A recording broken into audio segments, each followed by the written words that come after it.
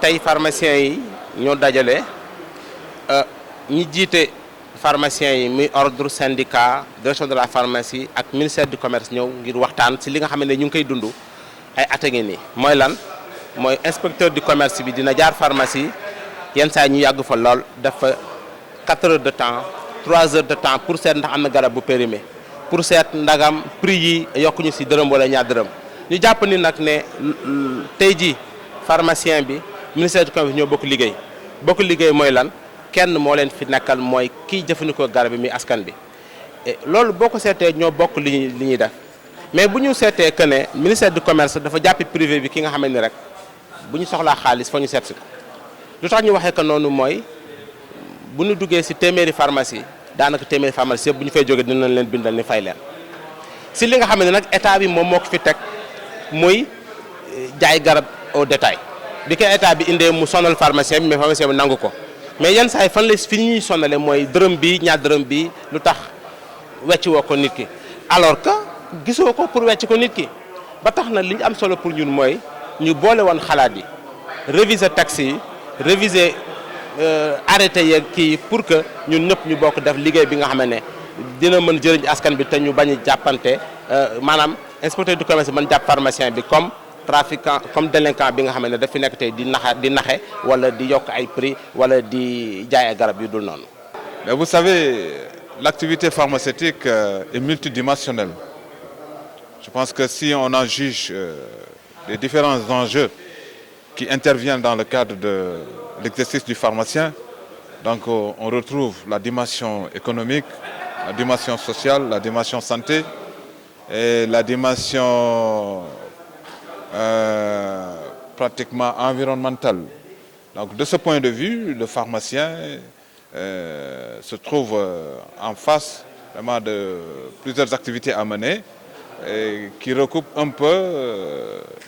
ces différentes missions en direction des populations, en direction du système de santé et qui font qu'aujourd'hui, il va falloir privilégier et donner beaucoup plus d'importance quand même à l'aspect santé. Parce que quoi que le pharmacien puisse faire, ou quoi que les services puissent quand même mener au niveau de l'établissement pharmaceutique, le plus important, c'est le fait d'être au service de la santé publique. Donc de ce point de vue, donc, il va falloir considérer cet aspect-là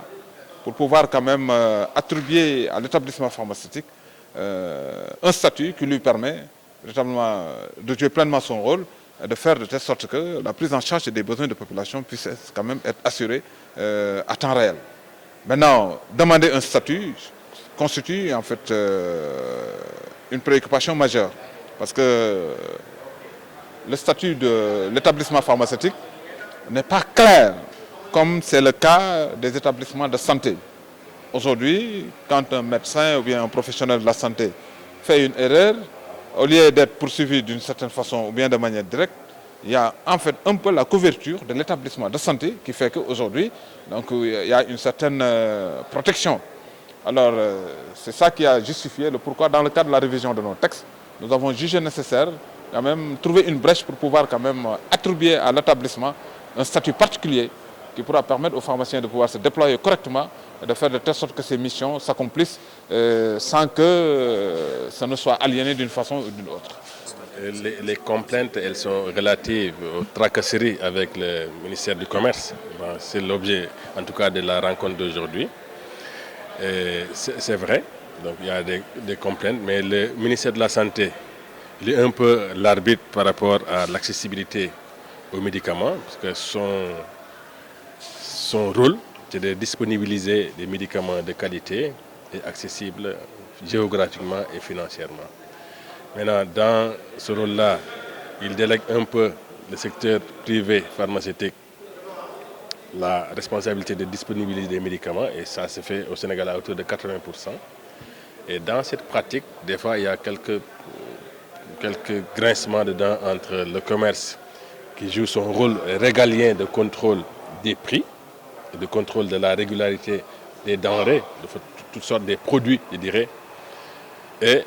le pharmacien, lui, qui est régi par le Code de la santé publique et qui doit veiller à la qualité des produits. Des fois, c'est à quelques grincements. Donc, et cette rencontre, c'était un peu pour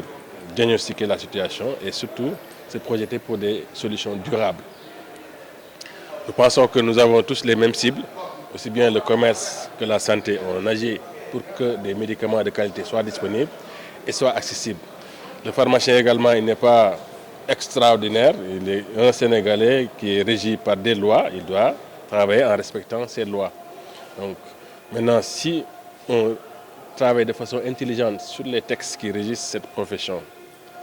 avec tous les acteurs, il y en a beaucoup parce que les médicaments, vous le savez, c'est un objet de santé publique, mais également c'est un objet de commerce quand même, parce qu'il est vendu. Donc si tous les acteurs s'assoient pour discuter sur comment gérer tout ça, je pense qu'on arrivera à des solutions. Et c'était un peu l'objet de cette rencontre. Il appartient au ministère du Commerce